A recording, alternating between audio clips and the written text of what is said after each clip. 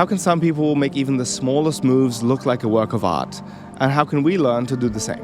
A big part of what they are doing right is that their movement has contrast. Now, we've all heard of the concept of contrast in photography or fashion, where different colors or shapes contrast and therefore complement each other, making each other look stronger. In movement, there are three main ways we can create contrast: speed, shape, and direction. Let's start with speed. In my opinion, breakdance does this best, where we see athletes go from a high-speed move into a full stop. But other sports do it too. For example, this kickflip. First we're going slow, and snap, we're going fast. In tricking, we have stalls.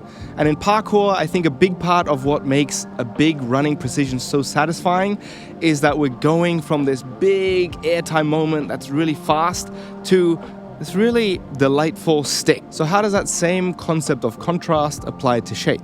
Well, some moves create a big shape, like a cartwheel, and other moves, like a tucked flip, create a small shape.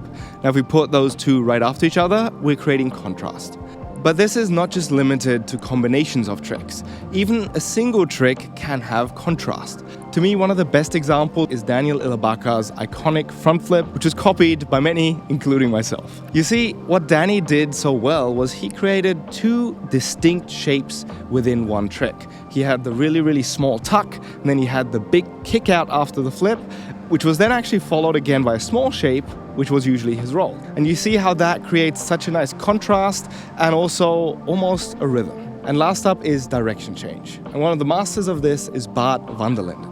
The most common way we create combos is by putting moves together that flow into the same direction, which tends to be quite satisfying, but also makes your combos predictable. Of course, Bart does this too, but he knows that if every now and then he throws in an interesting direction change or rotates a different way than before, that makes his combos so much more surprising, delightful, satisfying, and it keeps me on my toes whenever I watch him move.